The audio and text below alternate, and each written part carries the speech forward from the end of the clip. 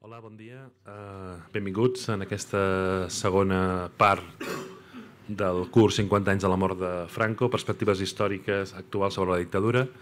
Avui només farem el matí, que ja serà prou feina.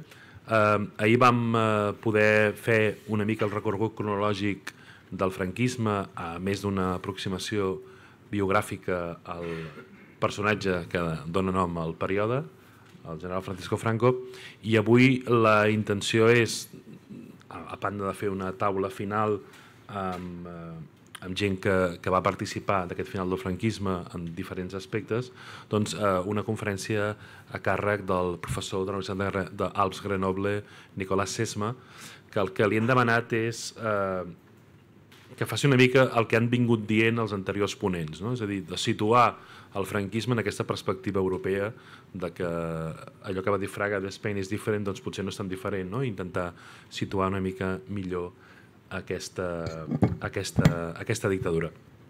Com hem fet amb en Joan Fuster, amb la resta de ponents, els hi presento breument el ponent, no faré un llistat de la seva trajectòria, sí dels seus llibres, perquè és autor gairebé d'un únic llibre, per tant, això sí que els hi puc citar, que es diu Ni una ni grande ni libre, que és un llibre que l'any passat va ser situat pels diferents crítics entre el millor que s'havia publicat l'any 2025 i que de moment té una traducció al rus.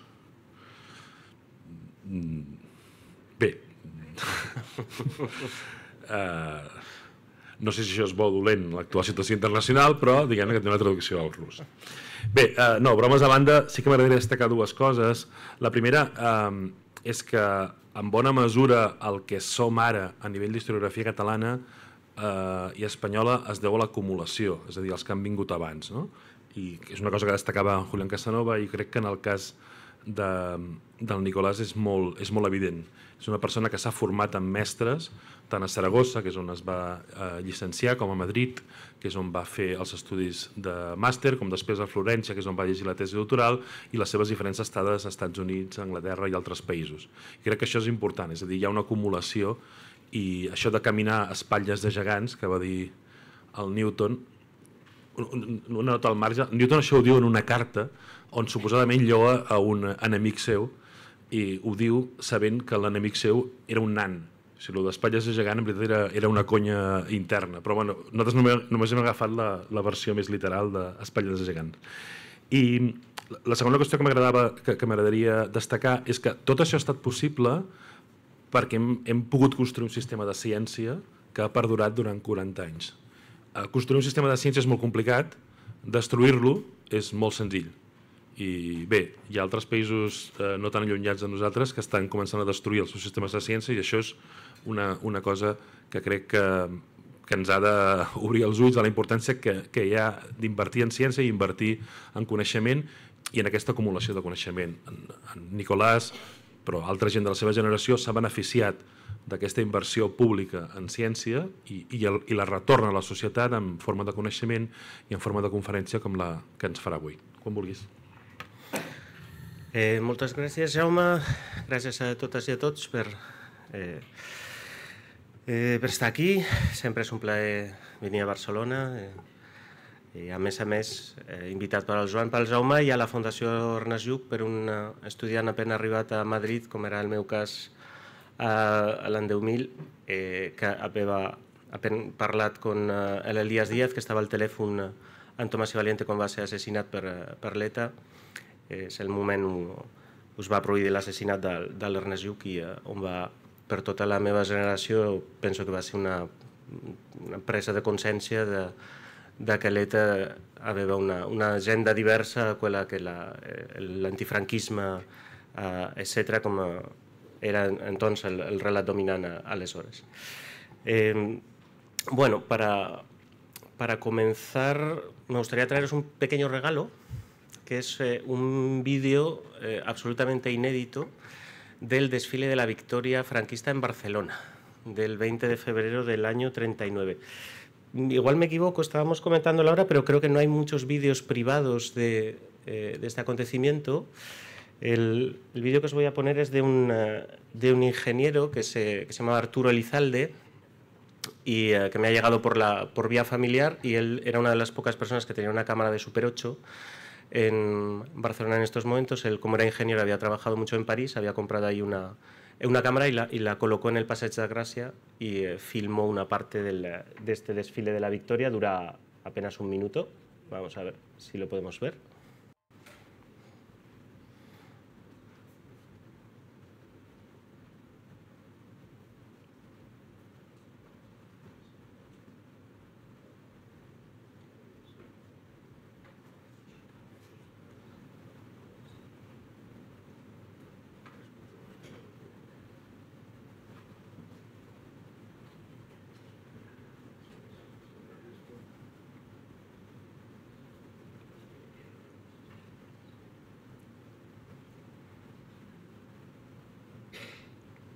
Vais a ver las columnas motorizadas. Sobre todo es interesante porque la mayor parte del vídeo son las tropas italianas. Vais a ver cómo entran aquí llamando a un taxi, lo cual es complicado a veces en el Passeig de Gràcia.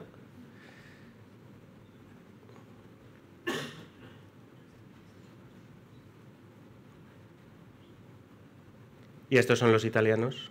Vais a ver que luego entran los camiones Fiat, muy utilizados después en la guerra. Incluso al final se ven los antiaéreos, el nuevo modelo alemán que empezaron a probar en la Guerra Civil Española, que permitía ser tanto un antitanque como un antiaéreo.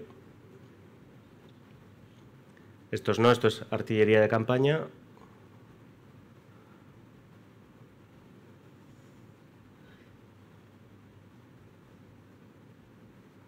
Y estos son, luego se ve mejor en uno de los modelos.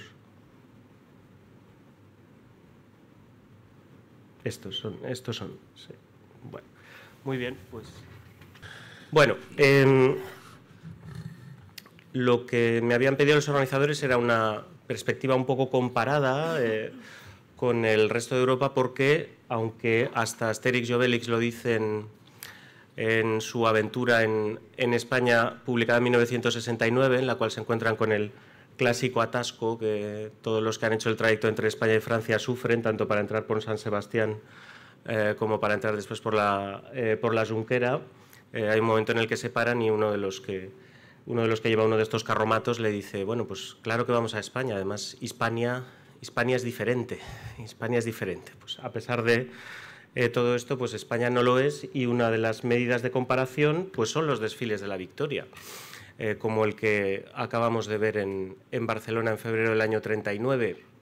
La dictadura franquista va a comenzar con un año de la Victoria, en el que se van a multiplicar los desfiles de la Victoria por absolutamente toda la geografía española. Empezar por la Semana Santa sevillana, por la Semana Santa en Valladolid. Al régimen le encanta hacer grandes demostraciones de fuerza en los grandes antiguos bastiones republicanos, en Valencia, en Barcelona, donde va a ser además la primera final de la Copa del Generalísimo. Pero probablemente lo que tenemos más en la memoria es el desfile de la Victoria en Madrid, de mayo de 1939, y por establecer un primer elemento de comparación, para que nos demos cuenta, el desfile de la Victoria de Madrid es muchísimo más grande que el desfile aliado después de la victoria en 1919 en París, porque el régimen va a buscar constantemente la comparación con el extranjero, al contrario un poco de la imagen que a veces tenemos de la dictadura como un régimen completamente replegado sobre sí mismo y que no busca la comparativa. A mí me parece que es al contrario. La dictadura busca constantemente la comparativa con el exterior, y a pesar de que no sea exactamente los factores que le permiten sobrevivir en la Guerra Mundial, está muy al corriente de lo que pasa en el exterior y forma parte también de su discurso de cara al exterior. Entonces, lo que yo quiero hacer es usar como 4 momentos, digamos, emblemáticos de la trayectoria de la dictadura, sobre todo después de la Segunda Guerra Mundial, por completar también un poco lo que se dijo ayer y no ser redundante, para que veamos hasta qué punto la lógica de la dictadura, el discurso de la dictadura y la praxis de la dictadura, tanto en su política económica como jurídica, como en algunas de sus estrategias, están muy marcadas precisamente por un contexto ya no solamente europeo, sino incluso en ocasiones global, porque es también global el mundo posterior a la Segunda Guerra Mundial, ya lo era antes, pero lo va a ser todavía más, y sobre todo desde la perspectiva de Estados Unidos, en la que España no es tanto un país europeo, sino un país como de su segundo círculo del perímetro defensivo, que lo equipara a otros regímenes con los que normalmente no solemos compararlos, como la Corea del Sur desarrollista, el primer Vietnam del Sur también desarrollista, el Japón derrotado después de la Segunda Guerra Mundial, más allá de esta perspectiva, digamos, más conscientemente europea. Simplemente un apunte sobre el primer franquismo. Lógicamente nuestra piedra de toque comparativa son los regímenes italiano y alemán, y respecto a esto siempre se ha dicho, pues se ha hablado de la debilidad del partido único español comparado con sus primos. No sabemos si lejanos, si son realmente tan diferentes o si son primos hermanos realmente. A mí me parece que son bastante más primos hermanos que primos lejanos. Sobre todo porque tenemos que ser finos también con la cronología, y no es lo mismo comparar el partido nazi del año 33 o incluso del año 39 con después el partido nazi del año 44-45, cuando ya el proceso de radicalización del régimen nazi se ha completado. De la misma manera que no es igual comparar con el partido de la Italia de Mussolini, que es un régimen que dura más de 20 años y que también atraviesa sucesivas fases y que está atravesado un poco por los mismos discursos. Imagino que os suena, en el fascismo italiano, a final de los años 20 se habla de rivoluzione mancata, de revolución traicionada por parte de un Mussolini que ha acabado con la originalidad del Partido Nacional Fascista, que le ha quitado su componente anticapitalista, que tiene una serie de dirigentes burocratizados y que no cumplen, digamos, con el mandato del dinamismo que establecía la doctrina original del fascismo. Hablamos de un régimen que ha hecho un concordato con el Vaticano y que todo el mundo dice que se encuentra completamente subordinado al aparato del Estado. Estas son un poco las típicas dinámicas en todo régimen de partido único. Como sabéis, lo que hace el partido único es duplicar un poco las funciones del Estado, de tal manera que el aparato del Estado tiene sus propias instituciones y lo que hace el partido único es duplicarlas. El ejemplo muy prototípico es el ejemplo alemán. El aparato del Estado alemán tiene el ejército, que es la Wehrmacht. El partido crea como su propio ejército, que son las SS, las Waffen-SS. Y lo que se va a producir es un choque entre el instrumento del aparato del Estado y el instrumento del partido único para ver quién se queda con la competencia, de tal manera que se establece como un régimen competitivo interno. Y así con todos los instrumentos del Estado. La policía del Estado, pues la policía del partido, la Gestapo. Y de esta manera tenemos como una duplicación de funciones. ¿Qué es lo que va a pasar en el caso español? En el caso español hay elementos de esta duplicación de funciones, pero lo que se va a producir más es como una hibridación, como una mixtificación, de tal manera que finalmente va a ser muy difícil determinar dónde acaba el Estado y dónde empieza el partido. Y de tal manera que tenemos más bien un régimen híbrido, digamos.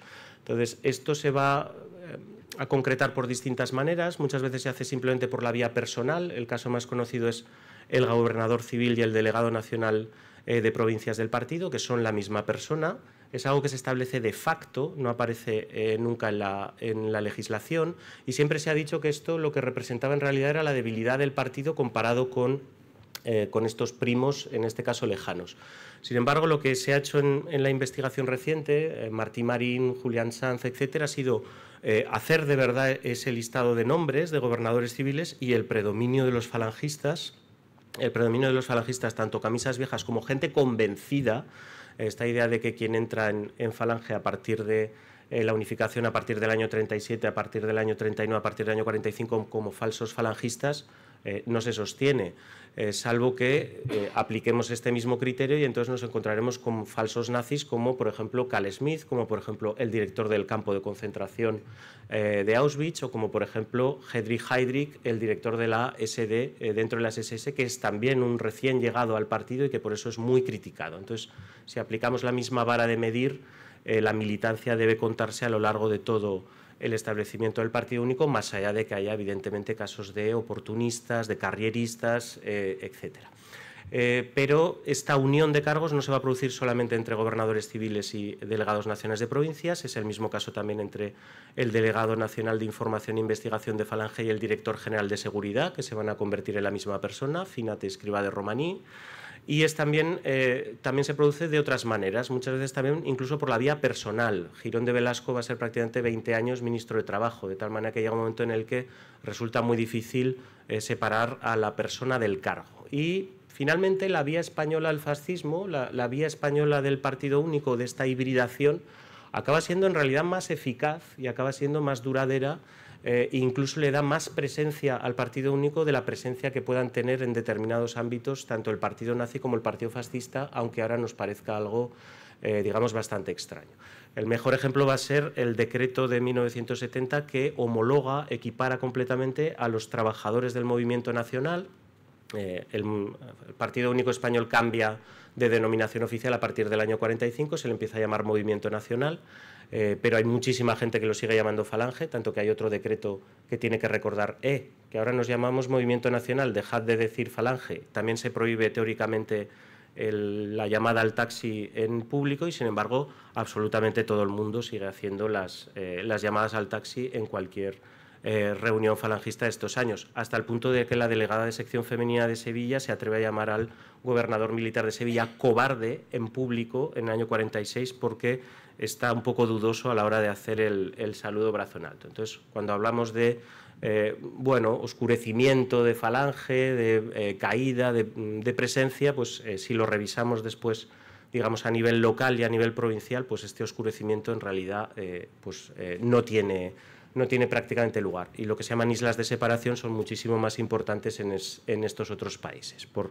simplemente dar una medida comparativa. De la Segunda Guerra Mundial ya hablamos el día de ayer, por no ser redundante, yo me quería centrar más en otros episodios probablemente menos conocidos que nos van a permitir también, no sé si tanto a entender la supervivencia del régimen, porque es muy claro que todo el contexto de la Guerra Fría, los vetos cruzados en el Consejo de Seguridad van a jugar el papel, digamos, más importante, pero bueno, luego a la hora de justificar determinadas medidas, sobre todo determinadas medidas que hemos pensado que pasa un poco lo mismo que con el encuentro de Hendaya. Parece que el encuentro de Hendaya sea un viaje específico de Hitler para reunirse con Franco, cuando en realidad es también una gira europea. O sea, Hitler sale de gira por el sur de Europa, hace una especie de Taylor Swift por las dictaduras del sur de Europa, y el día anterior de reunirse con Franco en Hendaya se ha reunido con Pierre Laval, después se reúne con Franco, después se reúne con Pétain al día siguiente y finalmente acaba la gira reuniéndose con Mussolini. Así que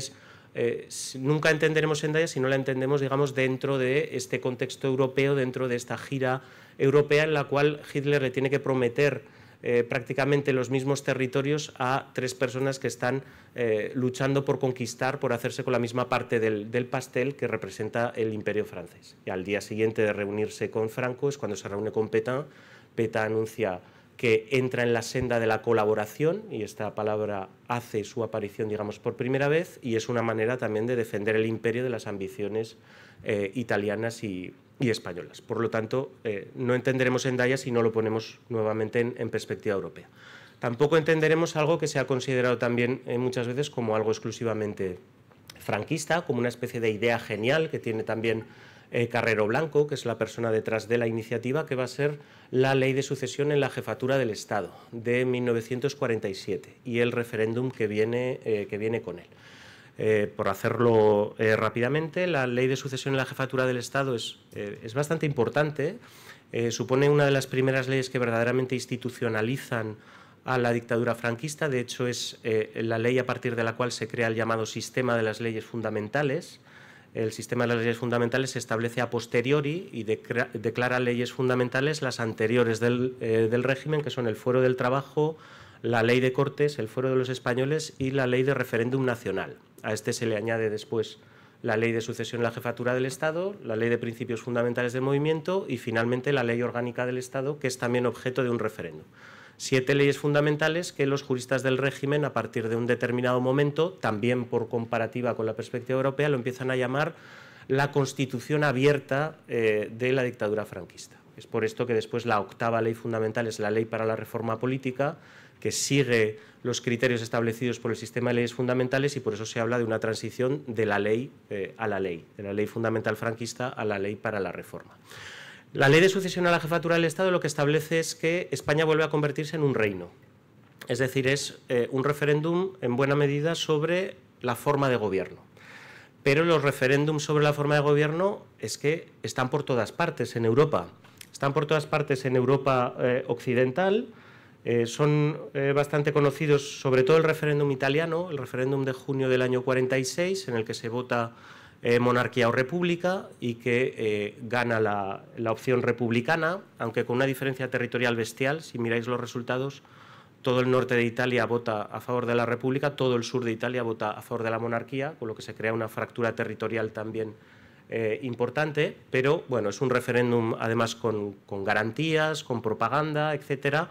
Todo lo contrario a lo que pasa con el referéndum monarquía o república de Grecia, de pocos meses después. Como veis, es algo que se hace muy habitualmente. De hecho, en mayo también del año 46 ha habido otro referéndum también, un doble referéndum en Francia, sobre si la asamblea que se va a elegir va a ser constituyente y después sobre la Constitución que aprueba la Cuarta República.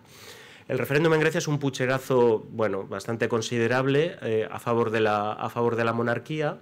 Y además allí, digamos, se ensayan después estrategias que después viajan y circulan entre el resto de países europeos. Hay también un modelo de referéndum que no llega a ser directamente sobre la forma de gobierno, sino que se convierte en un referéndum sobre quién debe ser el titular de la monarquía, que es lo que sucede en Bélgica, toda la llamada Question Royale, sobre la que se discute durante muchísimo tiempo, durante muchísimos años, hasta que finalmente se hace el referéndum en marzo de 1950, que además se vota la permanencia de Leopoldo en la jefatura del Estado, pero la presión de los sindicatos y las manifestaciones en contra del resultado hacen que finalmente no se respete el resultado del referéndum y Leopoldo dimita en su hijo Balduino, porque el titular de la corona estaba muy manchado por la política de colaboración. Así que la ley de sucesión a la jefatura del Estado no se inventa nada, lo que hace es, digamos, adaptar este tipo de consultas a lo que ha sucedido en otros países muy parecidos del arco sur mediterráneo, como son Italia y Grecia, y también a lo que pasa al otro lado del telón de acero. En el bloque del Este hay también muchísimas consultas sobre la forma de gobierno y sobre qué hacemos con los distintos monarcas. En este caso no hay tantos referéndums, el único referéndum que hay es en Bulgaria, en el año 46, también, por supuesto, muy controlado por las nuevas autoridades bajo la supervisión de la Unión Soviética. En Yugoslavia, que es la propaganda que tenéis allí, se destituye a la monarquía mediante un voto de la asamblea, de la nueva asamblea surgida de las fuerzas de la liberación. En Rumanía también es un voto del nuevo Parlamento, el que destituye también y acaba con la monarquía después de un modelo muy parecido al modelo italiano o al modelo de Primo de Rivera, con un rey y un dictador, como es Antonescu por debajo de él. En Bulgaria hay un referéndum y además se insiste mucho, es la fotografía que tenéis abajo, en el que las mujeres pueden votar. Somos tan modernos que las mujeres han podido votar, digamos, también en el referéndum. ¿Cómo sabemos que en la dictadura franquista se manejan estas referencias? Es que aparece incluso en la correspondencia entre Franco y Juan de Borbón. Cuando está Juan de Borbón pues pensándose si redactar un manifiesto, lo que después será el manifiesto de Estoril, rompiendo amarras con el régimen, Franco le remite una carta en la que le dice muy claramente: no hagáis caso de lo que en el extranjero puede insinuaros. Las promesas a Polonia, y luego veremos Polonia, al rey Pedro de Yugoslavia, al de Grecia, a Vittorio Emanuele, el rey italiano, a Gigot. Gigot es el general francés que era el favorito de los americanos para convertirse en jefe de la Francia libre, por encima de De Gaulle. Y a Gigot se le hicieron, digamos, toda una serie de promesas que después no cuajaron y finalmente el elegido por los aliados fue la opción de Gaulle por también una serie de circunstancias. Y a tantos otros se esfumaron ante las realidades. Así que el régimen es muy consciente de lo que está pasando y además lo va a utilizar como argumento, incluido también, por ejemplo, después en Naciones Unidas. La cuestión española en el Consejo de Seguridad de Naciones Unidas se empieza a estudiar no a petición de la Unión Soviética, porque cantaría demasiado, entonces lo hacen a través de la delegación polaca. Es la delegación polaca la que lleva todo el peso de presentar la cuestión española ante Naciones Unidas. Y en Polonia ha ocurrido también lo mismo, se han prometido elecciones legislativas y esas elecciones legislativas nunca han tenido lugar y en lugar de eso las nuevas autoridades han dicho, pues en lugar de unas elecciones legislativas vamos a hacer un referéndum. Y hacen un referéndum que incumple, digamos, todo lo que técnicamente tiene que ser un referéndum. Es un referéndum con varias preguntas, con preguntas de naturaleza distinta mezcladas, etcétera, y que sirve, digamos, para provocar un cambio de sistema político y para el establecimiento de, digamos, la nueva república de corte socialista, sobre todo por la eliminación del Senado, no sé si... no se ve. Bueno, la primera pregunta es a propósito de la eliminación del Senado. A esto se le llamó el referéndum del pueblo y se celebró en junio del año 1946. Esta papeleta me la tradujo una alumna polaca. Tener alumnos extranjeros es estupendo porque, lógicamente, te permiten bueno, conocer realidades que son mucho más difíciles de encontrar y, además, su abuela había guardado una de las papeletas y me mandó una fotografía de la misma. Entonces, claro, si tú en Naciones Unidas te ves atacado por la delegación polaca y en las declaraciones en prensa, sobre todo en el Times, te ves atacado por la delegación polaca, tú puedes decir, vosotros habíais prometido también unas elecciones legislativas y no las habéis hecho. En la condena al régimen franquista de diciembre del año 46 se dice tienen que hacer una consulta electoral lo antes posible. Y ellos dicen, si los polacos han convertido unas elecciones legislativas en un referéndum, pues ¿por qué nosotros no vamos a poder hacer lo mismo? ¿Acaso usted no ha hecho también un pseudo referéndum? Y es lo mismo que dicen otra estrategia muy europea de la dictadura franquista, que es la visita.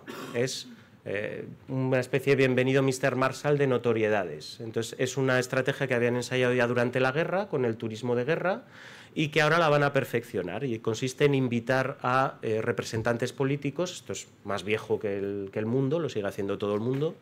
Corea del Norte invitó a Dennis Rodman a que dijera lo bien que se vivía en Corea del Norte.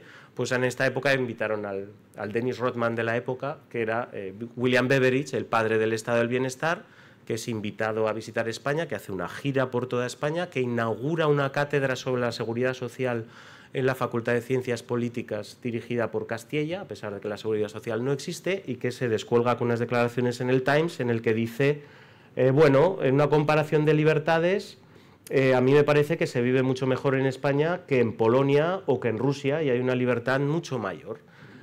Y sería una peligrosa quimera pensar que el gobierno exiliado, el gobierno republicano de concentración que dirige José Giral, que el gobierno de Giral pueda llevar a España pues la paz. La va a asegurar mucho mejor Franco.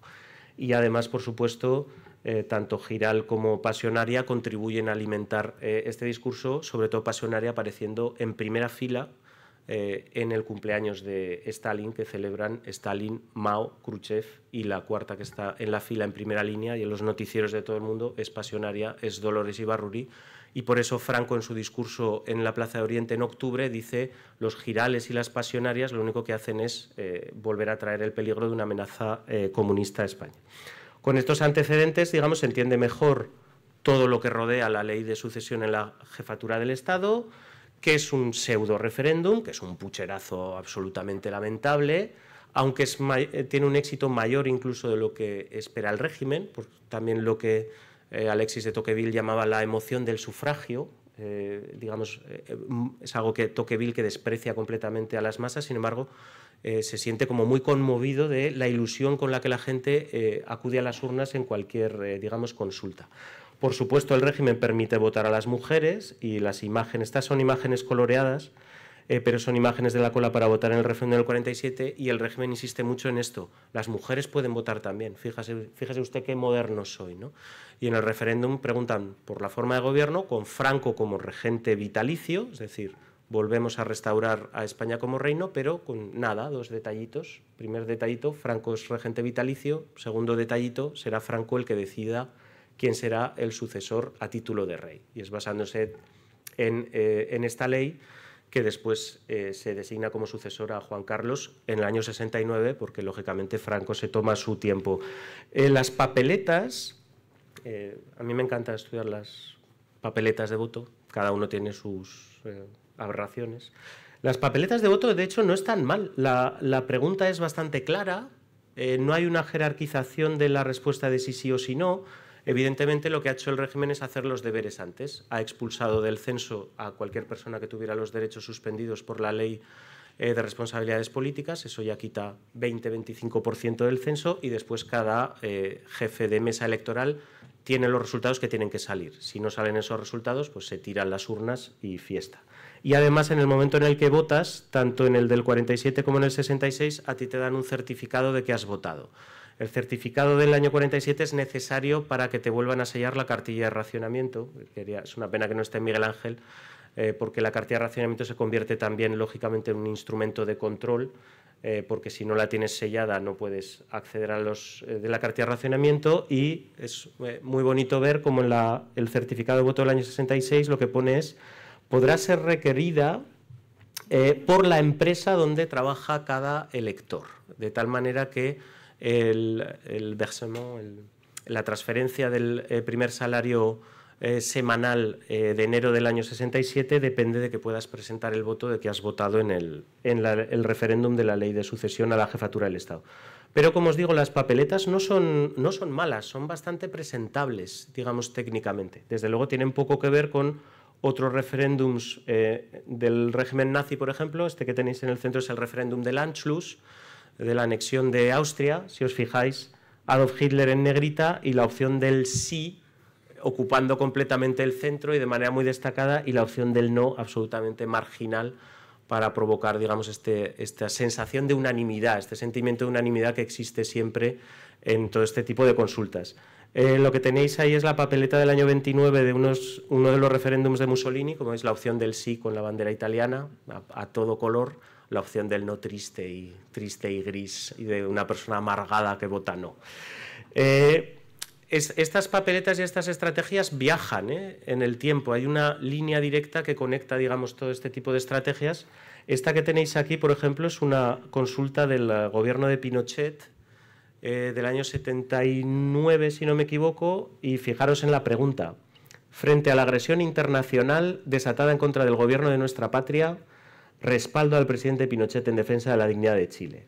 Voto por el sí, jerárquicamente en un nivel superior y con la bandera chilena. El voto por el no, pues un barrullo allí para votar que no. Así que, digamos, estos son estrategias que después las dictaduras se van copiando unas a otras, porque las dictaduras aprenden, no solamente los regímenes democráticos. Vale. No sé cómo voy de tiempo, imagino que mal. No es la única vez que la dictadura franquista no solamente se apoya en otros referentes europeos, sino que incluso es innovadora, incluso es pionera. Ponga usted un ministro de Exteriores católico en su vida, eso siempre le va a otorgar el beneficio de la duda.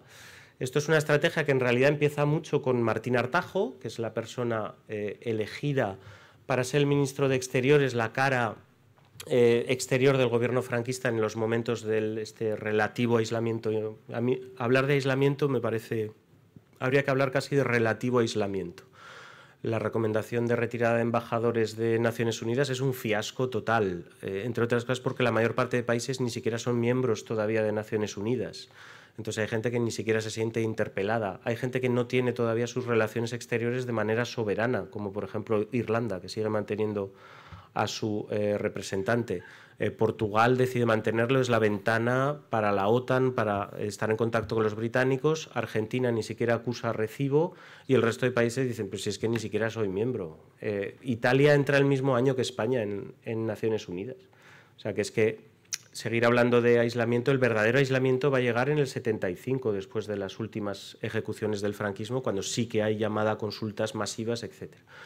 Pero en estos años, en los años de este aislamiento posterior a la Segunda Guerra Mundial, el aislamiento se rompe mucho por los círculos católicos. El arzobispo de Nueva York, Francis Spellman, viene a Madrid, se hace una foto con Franco. Joaquín Ruiz Jiménez es recibido en una gira por todas las universidades católicas norteamericanas y hace unas declaraciones absolutamente pasmosas. Es elegido presidente de la Asociación de Estudiantes Católicos Internacionales. Y entonces todas las redes vaticanas, todas las redes católicas, en América Latina pasa lo mismo, pues se activan mucho con todos los contactos previos que ha establecido Martín Artajo y Ángel Herrera, que es muy bien recibido en la Embajada Británica y en la Embajada Americana cuando vuelve a convertirse en una de las personas relevantes del régimen en el año 43. Tanto es así que hay otros regímenes que copian esta estrategia y que, aunque no tengan mucho que ver digamos, con el catolicismo, adoptan esta estrategia de poner a un ministro católico como representante exterior. Esto lo hace la Corea del Sur de Park Chung-hee, que es una dictadura de tipo anticomunista y desarrollista, y lo hace también Vietnam del Sur en la época de Diem, el primer dirigente que hay hasta que lo asesinan y después, digamos, la guerra del Vietnam comienza a complicarse. Pero son regímenes que tienen un ministro de Exteriores católico. Este que tenéis aquí es el hermano de Diem, que es el obispo católico en Vietnam y hombre fuerte, digamos, del régimen. Y en la documentación americana este tipo de regímenes pues tienen prácticamente el mismo tratamiento. Para ellos son las coronas defensivas de Estados Unidos son un primer círculo, un segundo círculo, y estos son países periféricos a esta estrategia defensiva en los que se adoptan un poco el mismo tipo de estrategias. Precisamente contra este dominio católico en comparación con la realidad de la población es cuando se prende fuego este monje budista en la famosa foto que se quema a lo bonzo y que después Rage Against the Machine convierte en la portada de su primer disco. Vamos a ver. La descolonización, otro de los digamos, momentos importantes. Pasa otra vez lo mismo. La dictadura franquista no ignora lo que está ocurriendo en otros países europeos, sobre todo en Francia. En Francia, que es una democracia, pero una democracia imperial, tiene todavía un imperio bastante importante, se enreda en la descolonización de tal manera que acaba costando la caída de la Cuarta República. Y a Holanda, Países Bajos, le pasa un poco lo mismo también en Indonesia. Así que todo el tema de la descolonización, por ejemplo, de la dictadura franquista, dentro de lo que cabe, por eso podemos hablar de un doble balance, ¿no? Si os fijáis lo que pasa en el caso del Imperio francés, es un auténtico fiasco, otra vez con los mismos elementos. Se prometen unas elecciones legislativas en Vietnam del Sur. Finalmente las elecciones legislativas son sustituidas por un referéndum sobre la forma de gobierno, en la cual Diem, que es el que está aquí en la foto, se enfrenta al antiguo emperador de Vietnam. Ya veis el resultado. Votos a favor de Diem, 5.721.735 votos. Votos a favor del emperador, 63.000 votos. Es decir, gana el referéndum con un 98,25% del sufragio. Un diplomático americano dijo: esto haría enrojecer incluso a un dirigente soviético. Dice, se han pasado a la hora de, digamos, adulterar los resultados. Pero es otra vez una asamblea legislativa, unas elecciones legislativas, la promesa de un referéndum para unificar el país no se cumple, se hace un pseudo referéndum. Es exactamente la misma estrategia, solo que unos años después, hasta que finalmente la guerra del Vietnam toma, digamos, otra proporción. Y le va a pasar a Francia lo mismo con Argelia. La dictadura franquista sabe bien que enredarse en un conflicto de descolonización pues supone una guerra que probablemente no está en condiciones de ganar, porque desde que están a punto de entrar en la Segunda Guerra Mundial los cálculos militares los hacen muy bien. Y el ejército español no está en condiciones, no tiene el material suficiente, no está bien coordinado para llevar a cabo una guerra contra un grupo de liberación nacional. Entonces, en realidad el balance de la descolonización franquista, si lo tomamos en términos de prestigio nacional, de prestigio de España, es una catástrofe, porque se abandona al Sáhara finalmente a su suerte sin referéndum de autodeterminación, porque en Guinea se favorece la manera de descolonizar la imposición de una dictadura que sigue todavía vigente, porque no se asegura tener después buenos lazos con Marruecos.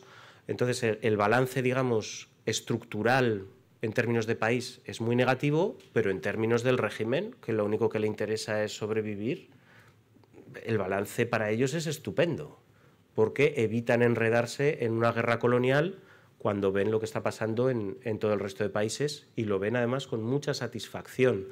En Madrid, separados por apenas unas calles de diferencia, tiene una sede la OAS y el general Raúl Salán, que es ayudado por Serrano Suñer, que es el que paga el avión para que vayan a dar el golpe de Estado a Argel en 1961, y unas calles más ahí tiene la primera oficina en Europa Occidental, el Frente de Liberación Nacional Argelino. De tal manera que ellos utilizan este apoyo como una medida de negociación y de presión con el vecino francés, y de paso se le devuelve un poco la acogida de los exiliados republicanos, con la que Francia juega también un poco al palo y la zanahoria con el régimen. Así que digamos que la lógica siempre es europea, siempre es incluso más que europea, global. Pasa lo mismo con el tema de la estabilización económica. ¿Cuántas veces hemos pensado que la estabilización económica era un asunto exclusivamente franquista, ¿no? Como si de repente un ovni bajara de un planeta muy distante y muy lejano y aparecieran López Rodó y Mariano Navarro Rubio con las tablas de la ley de la estabilización. Siempre han estado allí. Mariano Navarro Rubio es 2 veces medalla al mérito militar en la Guerra Civil. Alberto Ullastres es veterano de la Guerra Civil. ¿Cómo no se va a fiar Franco de gente que finalmente han luchado por él? ¿Cómo le van a recomendar algo que le haga mover la silla si no se entiende el plan de estabilización en clave interna? Pero es que en clave externa, fijaros hasta qué punto el plan de estabilización no es una idea genial de Franco que le dicen un día, ¿y si se te hielan las naranjas? Y entonces Franco se quedó pensando y dijo, vamos a hacer un plan de estabilización. Cualquiera que hayáis trabajado en un ministerio sabéis que las decisiones no se toman así y los planes no se redactan así. El plan de estabilización es una cosa seria, es una cosa muy bien hecha, técnicamente estupenda, está precedido de unas leyes administrativas que tampoco redacta Laureano López Rodó en un fin de semana con un taco de folios en un parador, por mucho que lo diga en sus memorias. Las leyes administrativas llevan muchísimos años de trabajo detrás. Pero es que si miráis los planes de estabilización de estos años, siempre con el mismo plan, asesoramiento del FMI, asesoramiento del Banco Mundial y de una serie de consultoras norteamericanas, algunas de ellas viejas conocidas porque las contrataron para el lobby franquista en Washington que lleva Félix de Lequerica. Plan de estabilización en Bolivia, año 56. Plan de estabilización en Paraguay, año 56. Plan de estabilización en Argentina, año 58. Es que se llaman así. Y sobre todo el plan Pinot-Gouet de la República Francesa del año 58, que establece todas las medidas que después serán adoptadas en España. Devaluación del franco, tipo cambiario, inversiones extranjeras, etc. Mi abuela, que contaba todavía en viejos francos, todavía se acordaba del plan Pinot-Gouet, porque no entendía muy bien por qué de repente sus francos tenía que dividirlos por 100. Por eso una vez yo de crío le pregunté cuánto ganaba de pensión y cuando me lo dijo casi me da un vuelco. Fui a ver a mi madre y dije, somos ricos, mamá. Y me dijo, no, que la abuela cuenta todavía en vieux francs, cuenta en viejos francos, tiene que dividirlo por 100. Pues no salía. Entonces, esta idea de la devaluación de la peseta, etcétera, no es una idea genial, es, digamos, lo que están haciendo alrededor. En España funciona muy bien, efectivamente. ¿Por qué? Pues porque no hay derecho de huelga, porque el coste de la hora de mano de obra es absolutamente irrisorio, porque no hay ninguna ley de protección medioambiental, no hay ninguna ley de protección patrimonial y porque además la tasa de rescate de los beneficios por parte de los inversores extranjeros es generosísima. Entonces, España es un paraíso para los inversores sin escrúpulos, porque y de hecho todo el dinero que viene repatriado de la descolonización, ¿dónde lo invertimos?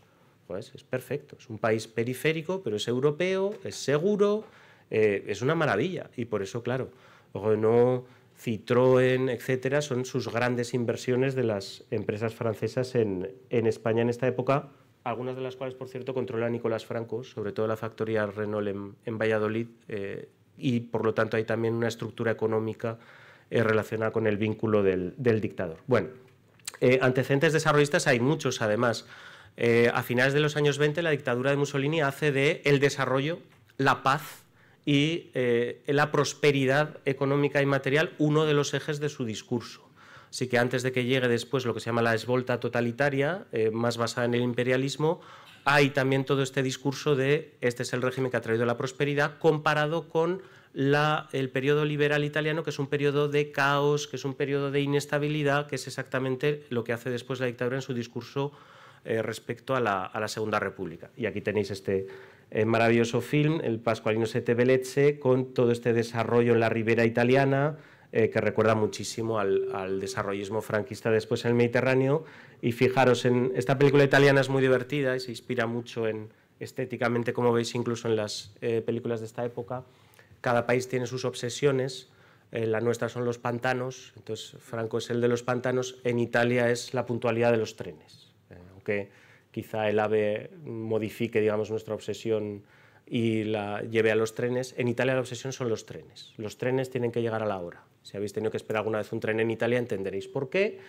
Y es el discurso este de cuando estaba Mussolini, los trenes llegaban a la hora. Este es el ritornello que te dice los nostálgicos de la dictadura. Hicieron esta película en la que dijeron, bueno, pues ¿por qué no hicieron a Mussolini jefe de estación? Bastaba con eso y no con hacerlo dictador. Bueno, llegamos al final. También la parte final de la dictadura se entiende, yo creo, mucho mejor si lo vemos en perspectiva comparada. El magnicidio, el atentado, el asesinato contra Carrero Blanco, yo creo que se entiende mejor si lo inscribimos también, digamos, en una tendencia que hay en esta época por parte de una nueva izquierda muy fascinada también con la cultura de la résistance y con la cultura un poco de los partigiani, de la lucha armada. Son grupos además con determinadas conexiones también con grupos de descolonización, con algunos regímenes del este. Y de hecho lo que pasa con Carrero Blanco está muy cerca de pasar en la dictadura griega, con este atentado también bastante desconocido contra uno de los miembros de la Junta Militar en el año 68, poco después del aniversario de la instauración de la dictadura griega en el año 67. Aquí lo veis celebrando el primer año de la dictadura, a Papadopoulos bailando el típico baile, y después el atentado contra Carrero y lo que después será el asesinato de Aldo Moro. Otra vez lo mismo, si vais a Italia y miráis el complotismo sobre el asesinato de Aldo Moro, es que es exactamente lo mismo que dicen sobre Carrero. Esto fue la CIA, por aquí estuvo Kissinger, es imposible que esta panda de mataos consiguiera asesinar a Aldo Moro, porque el Brigate Rosse son tal y son Pascual. Y en este sentido tengo que decir que me parece absolutamente vergonzoso que en televisión española haya colgado una serie que es absolutamente complotista y que el asesor fuera el hijo de Carrero Blanco, y en el que poco menos que se dice que fue un complot de la CIA porque Carrero Blanco era el único que defendía la dignidad española frente al acuerdo contra Estados Unidos y porque quería desarrollar la bomba atómica para España. Pues es al contrario, Carrero Blanco es el hombre de Estados Unidos en España, es la persona que convence a Franco de que el primo de Zumosol va a ser Estados Unidos, y es el gran apoyo a la continuidad de los pactos. Y de hecho lo que hace Kissinger a su servicio secreto es echarle la bronca de decir, he estado en Madrid, no me han matado de milagro y sois una panda de inútiles. O sea que la próxima vez, por favor, no me llevéis a sitios donde me puedan, digamos, poner en peligro. Lo bueno es que las comparativas no son solo en el lado oscuro de la fuerza, sino que hay también, digamos, el lado luminoso de la fuerza. De la misma manera que la dictadura no se entiende si no es en perspectiva europea, tampoco la oposición se entiende sin una perspectiva europea, sin el apoyo de los partidos socialdemócratas. Tenéis a Olof Palme protestando por los presos políticos franquistas. No se entiende también sin la labor de la emigración. En el nacimiento de Amnistía Internacional, la dictadura franquista y los presos políticos ocupan un papel fundamental. De hecho, Amnistía Internacional nace por una campaña para la liberación de los presos políticos de la Guerra Civil griega, pero sobre todo de España. Hay un libro magnífico sobre la historia de Amnistía Internacional que está sin traducir. La puesta en marcha también de otro tipo de instituciones, la Comisión Internacional de Juristas que está en Ginebra, que comienza a mandar también observadores a los juicios, al TOP, los informes que hace de los últimos consejos de guerra, de los que después nos hablará, imagino, Magda, son absolutamente demoledores, hablando de la total falta de garantías, etcétera. Una persona que todavía es concejal, por cierto, en Ginebra, redacta todos estos informes, así que también el auge de la oposición no lo podemos entender sin esta perspectiva europea. y de esta manera un poco más optimista, pues podemos llegar al final. Muchas gracias.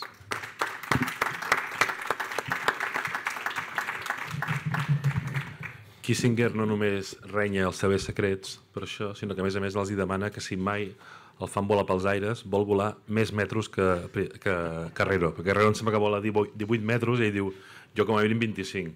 Els hi demana que si ha de volar que ha de ser per sobre del primer astronauta espanyol. Bé, com han fet amb les altres 3 sessions, ara us donem l'oportunitat de fer preguntes. Tenim una estoneta encara abans de la taula següent, si us animeu. Si no us animeu, Begoña? Un moment. Gràcies. Bueno, primer de tot, moltes gràcies, Nicolás, m'ha agradat molt. Mira, jo et volia preguntar, ahir es va comentar que Franco es va mantindre 40 anys, d'acord? Aleshores, la meva pregunta és per què creus que les democràcies europees van tolerar el règim franquista tot i el seu origen feixista? ¿M'entens? Vull dir... Sí, sí. Gracias.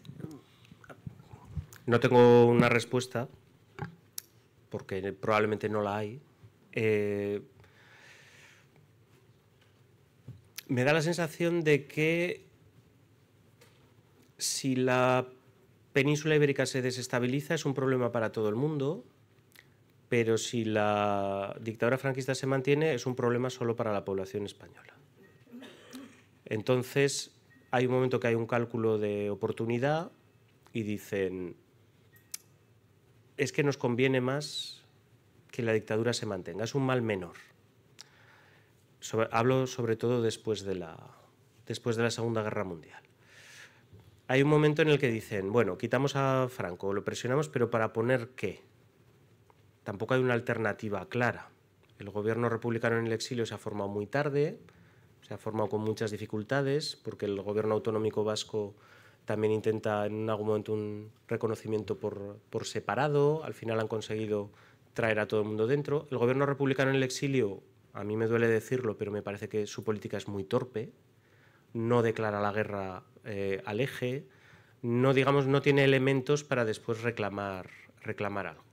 El Partido Comunista entra brevemente, pero después también, hay como un doble gobierno en el exilio, como pasa en otros países también. Si es que a Polonia le pasa lo mismo, o a Checoslovaquia le pasa lo mismo. Yo creo que hay un cierto menosprecio hacia los países periféricos, o sea, hay que es un poco un discurso que seguimos oyendo hoy en día, ¿no? Es decir, vamos a ir a la guerra por Ucrania, oye, pues que se fastidien los ucranianos, ¿no? La consideración que tienen los países no es la misma. Yo creo que los británicos, por ejemplo, en esto son claros. Cuando se produce la derrota francesa, antes del armisticio, Churchill llega a ofrecer una federación a Francia. Yo creo que algo así con España sería impensable. La democracia española no tiene la solera que tiene la República Francesa. Entonces, llega un momento en el que dicen, esto es un asunto interno. Entonces, lo que se produce con Franco es, yo creo, como una especie de política de no intervención 2.0. Es decir, lo mismo que pasó en la Guerra Civil, pues es la misma lógica y la volvemos a aplicar. Y las piruetas que tiene que hacer la democracia son tremendas, porque, claro, uno de los testigos principales en Nuremberg es Frances Boix. Y entonces dices, ¿cómo llamamos a este tío a testificar? Es que es español. Y esto sería reconocer que España ha formado parte de la Segunda Guerra Mundial. Y lo que tienen que hacer al final es que lo llama el fiscal francés, él declara en francés y se le concede la nacionalidad francesa para que aquello cuele. Y luego yo creo que España pasa un poco como pasa después con Cuba o como pasa después con el Chile de Pinochet. Al final acaba convirtiéndose en una cuestión de política interna. Es decir, cómo me posiciono yo respecto a la España franquista es más una cuestión de mi posicionamiento en la política interna más que realmente que vayamos a hacer algo. Y yo creo que eso es muy claro en la izquierda francesa. Cuando la izquierda francesa llega al momento de la liberación, ve que no va a conseguir su proyecto, digamos, de sociedad, pues su consuelo es vamos a proyectar nuestra frustración sobre España. Lo mismo que después la izquierda española hace, vamos a proyectar nuestra frustración sobre América Latina. Y entonces hay, yo creo, una combinación de factores. Luego el dinero también, claro, es que Francia cierra la frontera en febrero del 46, pero las empresas francesas dicen, estamos perdiendo posiciones en el mercado español, nos están ocupando nuestras posiciones otras empresas. Guirao habla, por ejemplo, del aprovisionamiento de fruta. Son cosas que igual nos parecen tal, pero los británicos dicen, nosotros cortamos relaciones comerciales con España, pero usted le explica al consumidor británico por qué los plátanos, que es la única fruta que puede poner en su plato, a partir de ahora ya no van a tener esas calorías. De Gaulle lo dice, las piritas de hierro no tienen ideología. Me dicen, ¿por qué mantiene usted las relaciones comerciales con la España franquista? Dice, les pirites de fer n'ont pas de parti. Pues una mezcla entre realpolitik, falta de alternativa clara y desprecio por los países periféricos. Guillermo.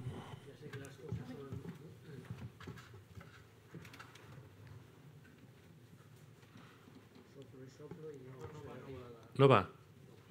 Aquest no va. Sí, malament, perquè... Ya sé que las cosas son mucho más complicadas, pero en mi visión simplista, uno de los principales villanos del mantenimiento del franquismo es el gobierno conservador británico, que comió el coco al Frente Popular francés e impidió la lógica ayuda del Frente Popular a Frente Popular. Y por intereses puramente económicos, porque tenía mucho interés en que sus propiedades en España no sufrieran, y más después de haber visto aquellas escenas que los bien intencionados pero torpes anarquistas de desenterramiento de momias de monjas, etcétera, etcétera. Por lo tanto, es el capitalismo el que mantiene a Franco. Sí, pero no solo, porque luego cuando cambia el gobierno llega Clement Attlee y llegan los laboristas británicos. Hace lo mismo, Beveridge hace lo mismo. Y hay una sensación de decir, ahora que están los laboristas la cosa va a cambiar.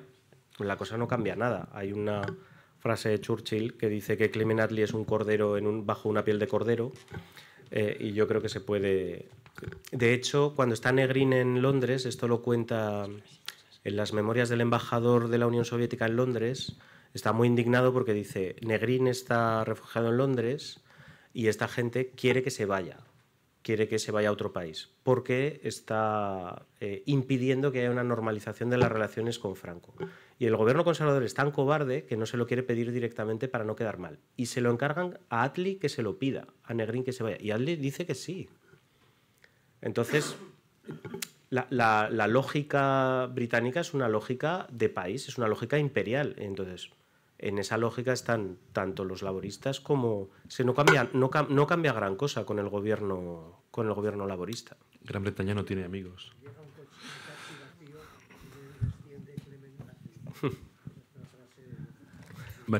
Marina. Sí, bueno, en primer lugar, muchas gracias, porque me ha parecido que en tu exposición hay muchos elementos para cambiar los tópicos que hemos heredado. Y uno que me ha sorprendido especialmente es la referencia que has hecho al papel de la Falange, porque, digamos, lo que había entendido era que a partir ya del final de la Segunda Guerra Mundial, Franco se distancia, porque está mal visto, digamos, entonces y la Falange, en la medida en que era paralela a los partidos, pues queda un poco más al margen. Ahora, lo que tú dices es no, lo que hizo fue, digamos, servirse de esta gente para infiltrarla en los gobiernos y en una serie de instituciones, pero la Falange siguió teniendo algunos privilegios. Por ejemplo, yo recuerdo en los años 50 pues haber tenido que estudiar lo que se llamaba el Libro Verde, que era aquello de España, unidad, no sé qué, en lo universal, bueno, estas cosas, ¿no? Es decir, todavía en las escuelas esto tenía mucho poder, o haber hecho el servicio social en unos albergues que, o como las de la sección femenina, pues tenían la cosa de los deportes femeninos, etc. Es decir, ¿hasta qué punto la ideología falangista permea de alguna manera o simplemente les dejan algunas prebendas para que no se quejen y no molesten, pero en realidad lo que hacen es aspirar a una serie de cuadros para mantener un régimen autoritario. Yo creo que es digamos, una de las aportaciones del libro mío. Yo creo que en términos de interpretación es, digamos, desafiar esa idea de que Falange es irrelevante o inexistente o que es puramente simbólica a partir del año 45. Yo lo que defiendo en el libro, y a partir de documentación y de casos concretos, digamos, es que Falange sigue teniendo una presencia muy importante. Desde luego en la vida cotidiana de la gente, porque una cosa es lo que pasa en los ministerios y en lo que tal, pero a nivel de la vida cotidiana de la gente, yo recuerdo perfectamente, Huesca no es ejemplo de gran cosa, pero bueno, no deja de ser una pequeña ciudad de provincias donde pasa cosas que pasan en todas las ciudades de provincias, ¿no? El año 74 a mí un compañero del colegio me contaba que estaba su hermano en clase y el profesor, el maestro, le había reñido a uno de los críos y resultó que el crío era hijo del delegado local de Falange. Al día siguiente fue el delegado local de Falange, año 74. Fue el delegado local de Falange y le pegó una paliza al maestro delante de todos los críos. Entonces dices, hostia, pues para no tener poder el partido, estaba muy tranquilo pegándole de hostias al maestro, en un colegio católico además, ¿eh? No...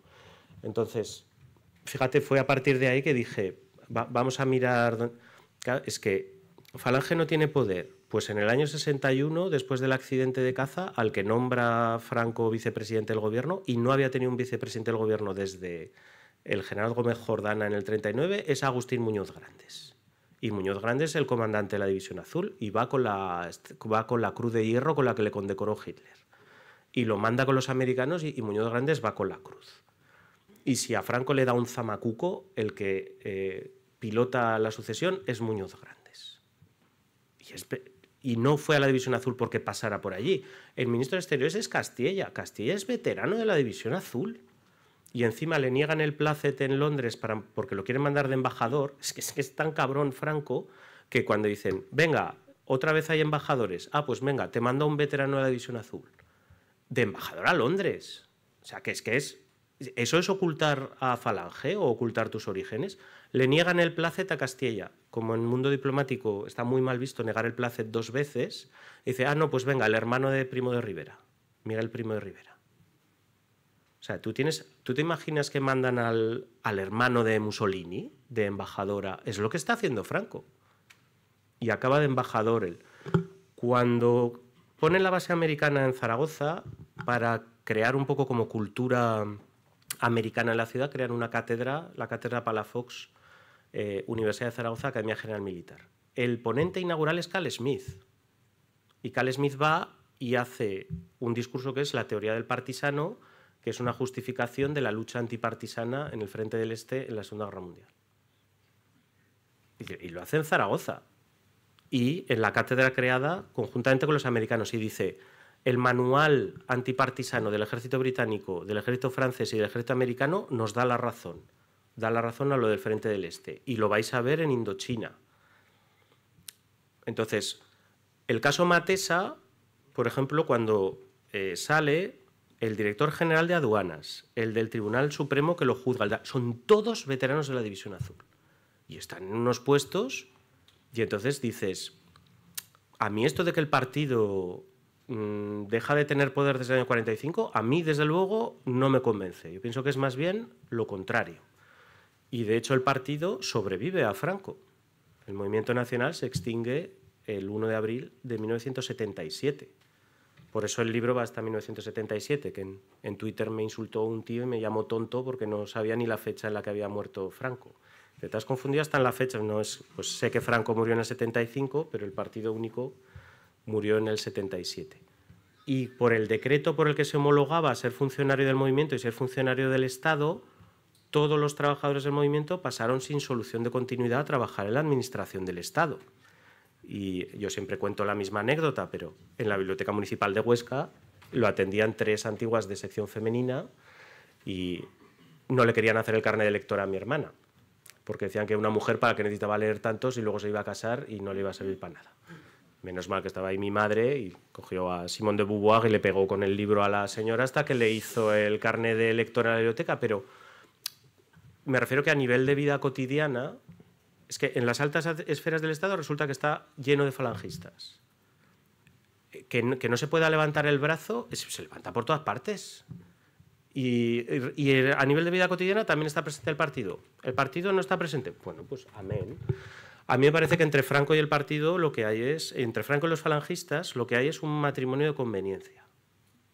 Se quieren, tienen algún fin de semana juntos, no sé qué, y luego, bueno, pero tienen sus momentos felices y los dos respetan el contrato. Y los falangistas solo se ponen a llorar y a hablar de revolución pendiente, que es la rivoluzione mancata de la que hablan los fascistas, en la transición cuando les toca decir yo en realidad era liberal y no era falangista, y Laín Entralgo escribe Descargo de conciencia y Juan Marsé se cabrea tanto cuando lo lee que escribe La muchacha de las bragas de oro, de ese falangista que se ha retirado a escribir sus memorias para tratar de justificarse.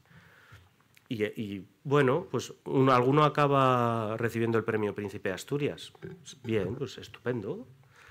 Pero en lugar de salir y decir, no, yo era falangista y me equivoqué, pido perdón. No, yo es que por falange, en falange entré de casualidad, me caí y es como en Los Simpson, cuando mandan a Bart Simpson a trabajar de conserje en la casa de citas del pueblo y entra el director de la escuela, entra el director Skinner, ve a Bart y según entra sale, ¿no?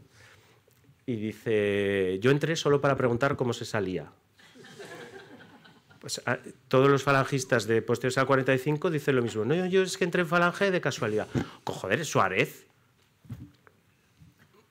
Si dices, no tenía nada que ver con falange.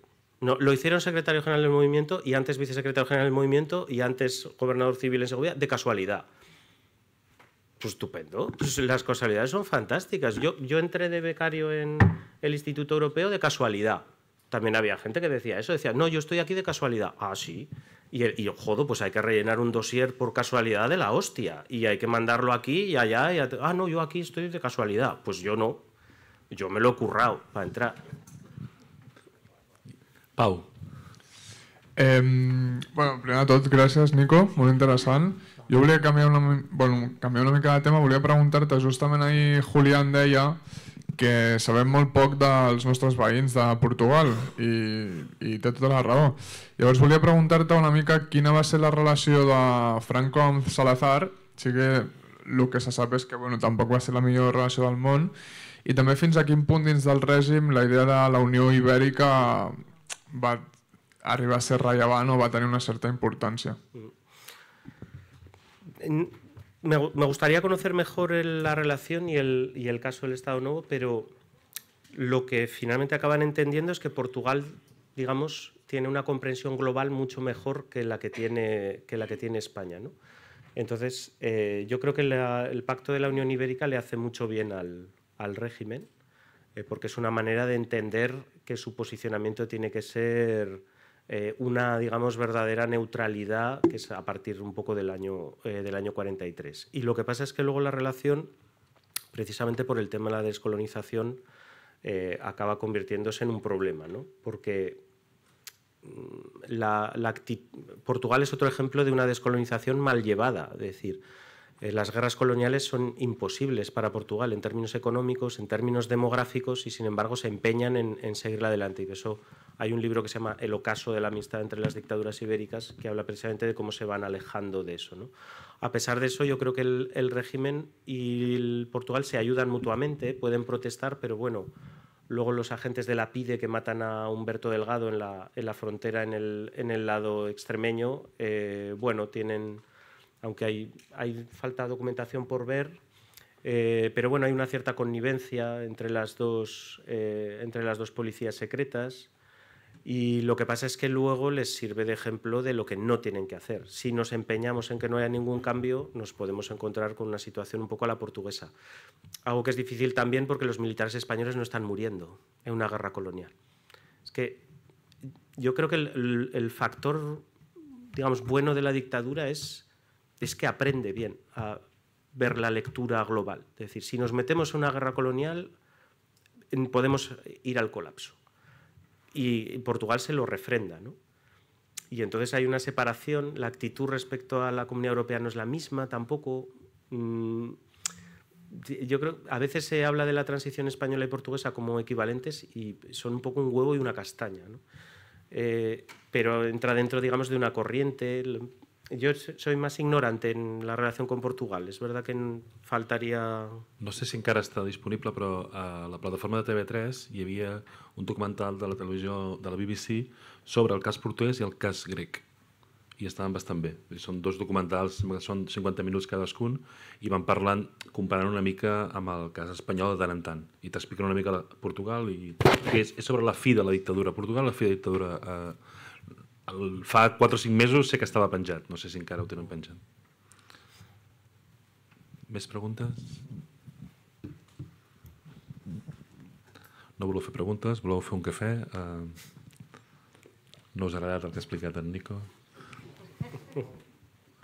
Bé, jo faré, si de cas, una darrera pregunta i si després no hi ha cap pregunta faríem la pausa pel cafè abans de fer la taula. Jo hi ha una qüestió que crec que ell explica molt bé al llarg del llibre, que és aquest de com la dictadura és capaç de construir consensos que van més enllà de la violència i com va utilitzant i de més. Però llavors hi ha aquest mite que una mica Carme Molinero ahir va tornar, que és que el franquisme sense Franco no era possible, i que per tant potser l'oposició no va fer caure Franco, però sí que va fer impossible la continuïtat del franquisme. És a dir, quins percentatges, per entendre's, donaries a la desaparició física del dictador i al paper de l'oposició? És a dir, fins a quin punt juguen cadascun paper, o tu creus que això més aviat s'ha d'explicar en el context internacional en què hi ha una comunitat econòmica europea en desplegament, una altra en desplegament, un enfrontament entre dos eixos encara molt marcat? És a dir, aquesta fi del franquisme, aquesta impossibilitat del franquisme sense Franco, fins a quin punt eres? Me parece una pregunta sin respuesta porque hacer historia contrafactual me parece complicado. No hay ninguna dictadura, digamos, fascista o de carácter fascista que haya sido capaz de sucederse. O sea, porque el líder carismático, a pesar de que hablemos de un sistema más colectivo, sustituir a un líder carismático en ese tipo de sistemas es complicado. De hecho, Portugal lo intenta. Portugal lo intenta, es Marcelo Caetano, pero no acaba de funcionar, ¿no? Y Portugal, dentro de estos regímenes, es también como un primo quizá, primo más lejano, ¿no? Se casaron todos entre primos, pero alguno se casó con el pueblo al lado y salió Portugal. No hay sucesión en el caso de Mussolini, no hay sucesión en el caso de Hitler, no hay sucesión, digamos, por lo menos continuista o tan continuista en el caso español.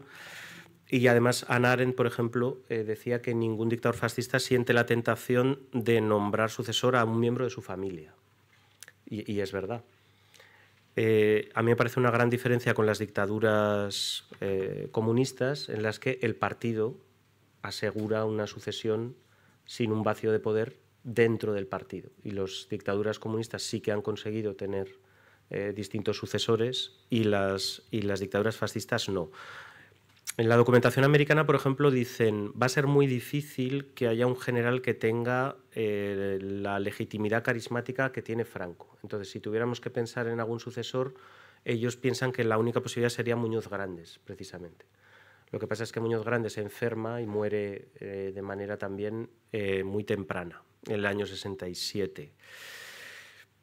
Un franquismo sin Franco yo pienso que era posible en la medida en la que se mantuviera bueno, lo que es un poco el sueño húmedo de la derecha española, que es un parlamento muy controlado, esto está teorizado por teóricos católicos desde los años 20. Es decir, lo que tenemos que hacer es tener una asamblea que controlemos y que sepamos que el 80% de los votos los vamos a sacar nosotros, o el 80% de representantes, y está muy bien tener ahí a un 20% de gente que de vez en cuando grita y tal, y para tener una cierta pluralidad, pero esto es, digamos, el sistema. Entonces, yo creo que un sistema mucho más restrictivo desde el punto de vista parlamentario sí que era una posibilidad.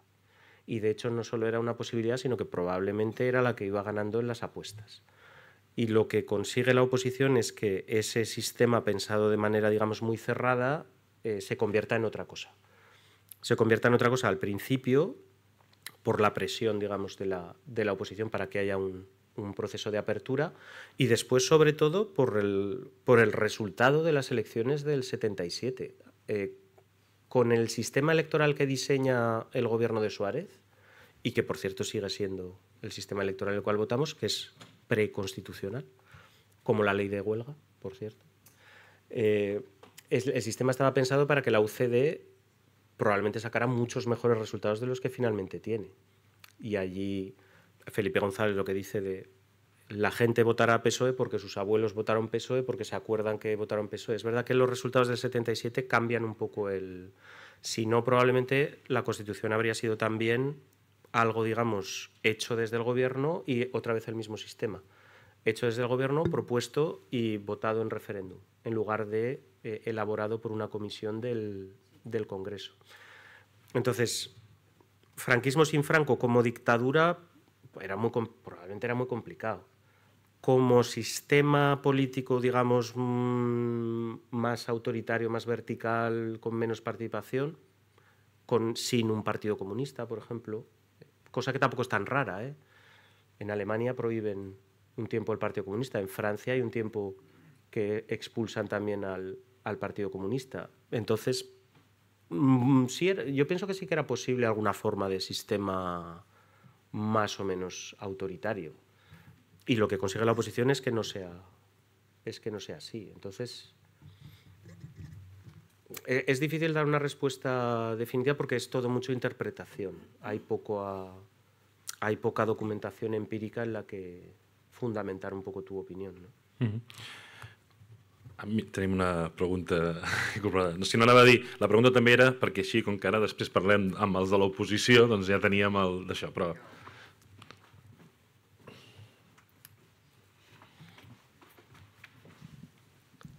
En tu libro hablas, no sé si la palabra es exacta, de los seleccionados, ¿es? Selectorados. Selectorados. ¿Puedes primero explicar un poco el concepto y sobre todo la pregunta es si España o el régimen dictatorial es original en esto o bien también tampoco es original? ¿Tengo tiempo para una segunda conferencia? No. Generalmente cuando se hablaba de la dictadura se hablaba de familias políticas. El término un poco es... este es el término que solemos usar. Hay distintas familias. A mí esto me parece una traducción bastante lamentable del francés, que es famille politique, que es una cosa que se utiliza mucho en Francia. Lo que pasa es que ta famille politique sería un poco más como una cultura política, digamos, que compartes con gente de distintos partidos. Y ese conjunto, digamos, de cultura o de sensibilidad es lo que te hace formar parte de une famille politique. Lo que pasa es que la famille politique se utiliza sobre todo en contextos de pluralidad y en contextos en los que hay elecciones abiertas, etc. Entonces, a mí me parecía un concepto que transmitía una falsa sensación de pluralidad respecto a la dictadura, porque parece que si hay distintas familias, pues haya entre sí, digamos, tensiones reales. Y en realidad, dentro del franquismo, todo el mundo es parte de la misma familia. Entonces, a mí me parece mejor hablar de grupos, de tendencias, como lo queramos llamar.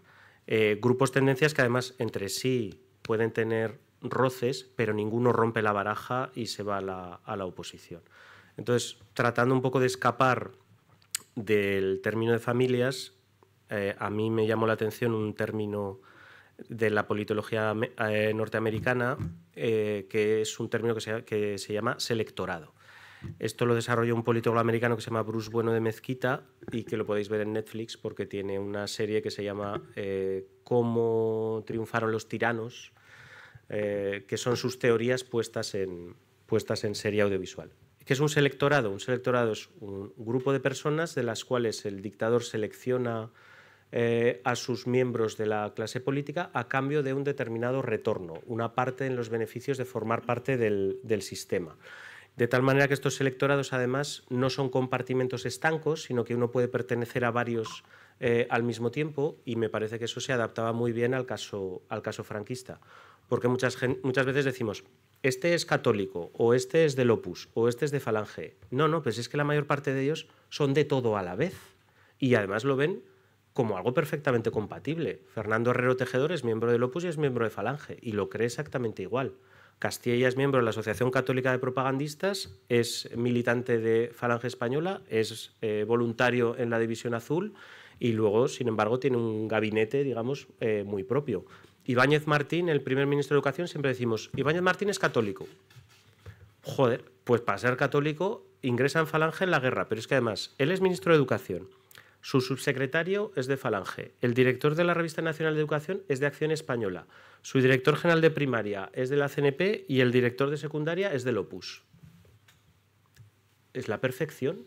O sea, tiene contactos en todos los grupos.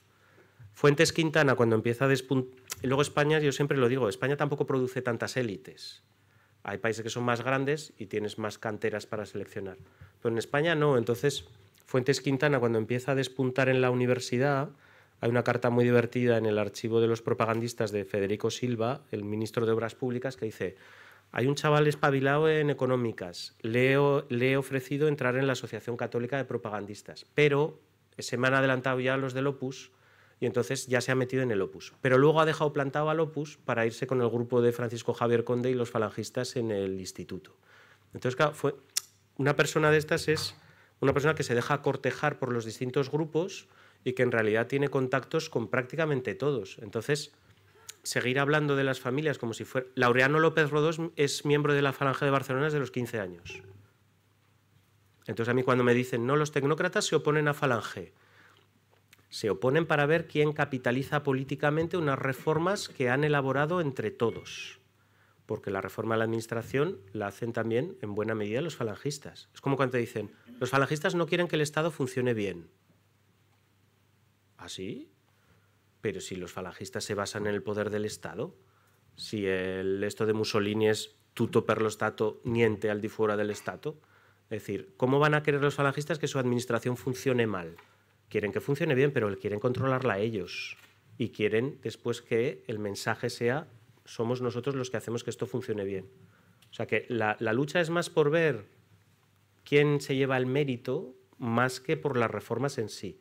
Y luego están tan separados entre sí que acaban todos juntos, azules y grises, en Alianza Popular con Fraga.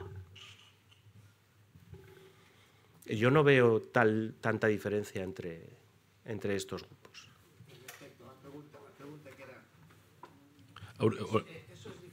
Ho deixarem per després. No, no es diferente porque en Alemania pasa lo mismo. El primer gobierno de Hitler son católicos conservadores, son nacionalistas, von Papen, Schacht, el ministro de Economía, no es nazi, Carl Smith es de los católicos, Federcioni, el italiano, es católico conservador y después acaba dentro del partido. Son exactamente... La gente tiene un pasado también. Sí, el último libro de Chapoutot, un historiador francès, recoge bastante bien esto. Bé, moltes gràcies. Fem una pausa per un cafè de mitja hora. O sigui, no controlem els ponents, però controlem el temps. Si us plau, a les 12 farem la taula. Moltes gràcies, Nico. Gràcies a vosaltres.